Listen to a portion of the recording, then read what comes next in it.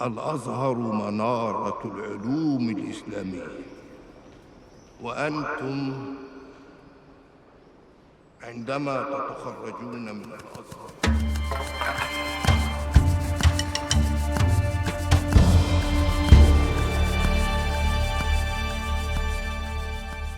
La Conspiration du Caire est ton second film avec Tariq Saleh. Comment tu l'as rencontré au départ? Le premier film que j'ai fait avec Tariq Saleh s'appelle Le Caire confidentiel.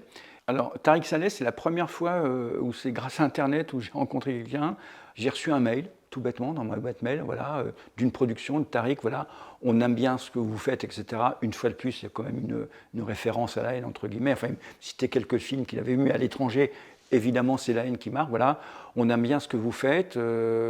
Est-ce que vous voudriez bien lire un scénario? Je lis le scénario, je trouve ça vachement bien. Arrive cette réunion avec Tariq, que j'avais jamais vu. C'est le premier Zoom que j'ai eu de ma vie que j'ai fait avec quelqu'un. Je flippais un petit peu parce que j'avais un peu peur de mon anglais. Et donc, en 3 minutes, je savais que j'allais m'entendre merveilleusement avec ce gars, malgré le fait que ce soit à distance. On a parlé peut-être pendant 1 heure. Et c'était une connexion extraordinaire.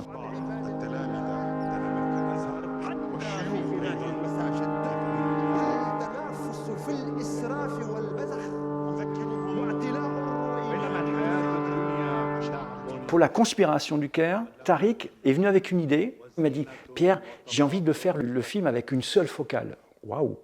J'avais jamais fait ça. C'est-à-dire que on a utilisé le film à 99,9%. Il y a un plan, il y a 2 plans qui ne sont pas faits avec la même focale, qu'on ne pouvait pas faire autrement, qui est un plan sur un capot d'une voiture. Mais tout le film a été fait avec un 40 mm. J'étais en scope, un 40 mm. C'est une volonté qu'il a eue. Je ne peux même pas dire pourquoi ça lui est venu. Ce que ça donne comme résultat, c'est qu'on voit bien les décors.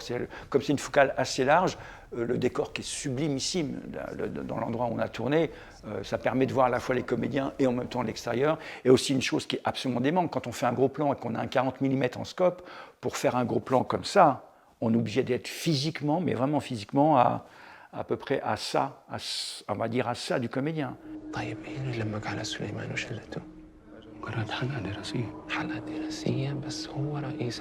C'est-à-dire que là, il y a une chose, comme moi qui aime les comédiens, qui aime être avec eux, d'être à 40 cm d'un comédien, c'est même difficile à expliquer, mais c'est un bonheur incroyable. C'est fabuleux, ça me donne une sensation extraordinaire.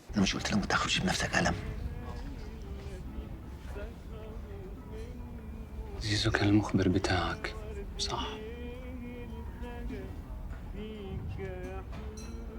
Est-ce que c'est pas compliqué pour les comédiens d'avoir cette caméra hyper proche? Comment ils s'adaptent à ça? C'est vachement marrant ce que tu dis, parce que par moments, je me dis, putain, merde, je suis vachement prêt pour eux. Alors, j'avais presque l'impression d'empiéter un peu dans leur domaine. Mais j'ai tellement de bonnes connexions, honnêtement, avec les comédiens, que je pense que ça ne les gêne pas. Je pense que c'est ça. Mais c'est vrai qu'au début, ça m'a un peu, pas gêné, mais c'est un peu particulier. J'ai jamais été aussi proche de comédiens que sur ce film-là.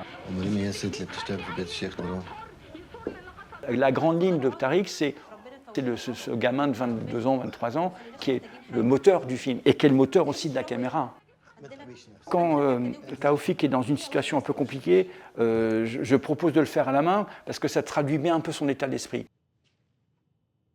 Il faut être avec lui, il faut que ça bouge un peu avec lui. Et ça, c'est des questions que je pose parce que je suis quasiment certain qu'en tant que spectateur, même si tu ne l'analyses pas, tu le ressens. Tout ce qui se passe dans la chambrée où les mecs qui sont 3 par 3 dans le lit, il faut être avec eux, il faut bouger, il faut s'étouffer. Donc il y a des moments, c'était un peu compliqué parce qu'il fallait rajouter devant la caméra des amorces de lit, soi-disant je suis sous un lit, pour faire croire que je suis un peu derrière. Mais si tu veux, ces contraintes-là, ça donne une vérité en plus. Et aussi, il faut dire une chose, c'est que le fait de tourner à la main avec une focale si courte, souvent on met des projecteurs sur des pieds avec des drapeaux, etc. Là, c'est quasiment impossible. Donc c'est clair que l'esthétique du film, elle est quand même venue de la façon technique de tourner. C'est-à-dire que comme j'étais obligé je ne pouvais pas mettre de pied et que j'étais très proche, j'ai vraiment, très très souvent, les comédiens sont éclairés de haut, parce que c'est techniquement la seule façon d'éclairer. Je me rappelle dans des séquences, j'étais obligé d'éclairer avec des néons qui pouvaient être aussi dans le champ. Donc c'est marrant, c'est ce choix de focale donné par le metteur en scène au départ a évidemment impliqué un type de lumière. Tariq Saleh est le metteur en scène avec qui on parle le plus de où on met la caméra, pourquoi on met la caméra là, pourquoi on fait un travelling là. Un mouvement de caméra est pour quelque chose, une distance veut dire quelque chose ou ressent quelque chose.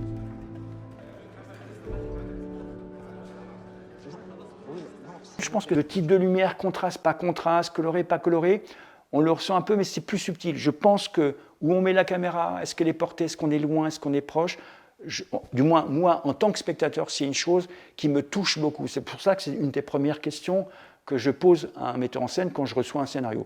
Et Tariq, on a ça vraiment en commun, c'est vraiment comment on filme au niveau du cadre. Il y a un plan excessivement beau, qui est la séquence, elle est vraiment très très belle, la séquence de compétition de chant.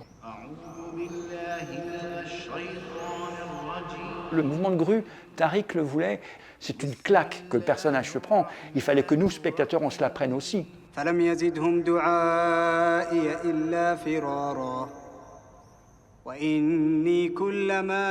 Donc après avoir fait ce mouvement-là, en me remettant au point de départ, j'ai baissé ma caméra et j'ai vu le plan Topi où il y a tous les gars, et je dis Tariq, il faut faire un plan fabuleux. Et je me suis même dit, c'est rarissime. Je lui ai dit, tu vas voir ce plan, il va être dans la bonne annonce, c'est génial. Parce que ça résume tout. Ce jeune gars va essayer de faire le chemin inverse de tous les autres qui veulent aller dans une même direction. Ah, donc là, c'était pas prévu du coup. Ah, pas du tout. Mais c'est ça que j'aime dans ce métier-là. C'est-à-dire que même si on prévoit tout, c'est ça qui est génial, c'est qu'il peut y avoir un truc dans le réel qui nous dit « Waouh, on n'y avait pas pensé » ou « Merci, c'est super, on va le prendre parce que c'est une idée extraordinaire ». Alors, la scène du minaret, elle était très compliquée, c'est une des scènes les plus compliquées à faire. Pas faire seulement pour moi, mais pour les effets spéciaux. Pourquoi ? Parce que l'accès au minaret était excessivement dangereux. On pouvait avoir à peine les comédiens, quand j'y suis allé en repérage, c'était une catastrophe. En fait, la vraie mosquée autour du minaret, c'était un petit balcon, enfin c'était un balcon qui est à peu près large comme ça, donc impossible de tourner. Et en plus, on est soi-disant au Caire, on n'était pas au Caire, on était à Istanbul. Donc en fait, je crois que c'est la seule chose qui a été construite par le chef d'éco. En fait, on a construit un minaret sur un pratos pour pouvoir faire vraiment un balcon où je pouvais mettre la caméra, pouvais avoir un perchman, etc. Mais sinon, tout l'ensemble, on a mis des points lumineux pour que les effets spéciaux réincrustent vraiment la mosquée.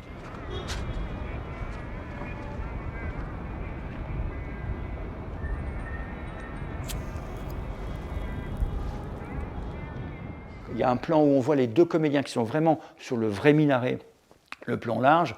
Ce qui est très bien, c'est qu'il y avait des lumières au pied du minaret. J'ai remis des lumières au sol.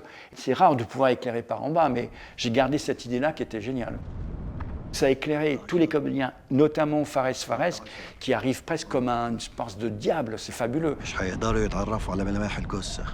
Les quelques plans que l'on a du Caire vraiment, c'est pas des stock shots, c'est quelqu'un qui a tourné des plans pour nous. Mais par exemple, quand on est dans le taxi, on a tourné à Istanbul. Mais comme quoi, tu vois, ça passe. Les magasins ont été un peu changés, on a changé les lettres, il y a beaucoup aussi de... Par exemple, il y a des affiches, par exemple, ça c'est du numérique, tu vois. Honnêtement, c'est ça que j'adore maintenant avec les nouvelles techniques, tu vois, le numérique est fabuleux. C'est que notre métier, c'est de faire croire des choses à des gens. Tu vois, mais maintenant, changer une affiche, c'est rien du tout. Enfin, c'est rien du tout, c'est un peu d'argent. Mais si tu veux, tu n'as plus à te poser de problème, mince, il passe devant comment on va le faire. Non. Et la preuve, si tu y crois, et tu crois vraiment à ça.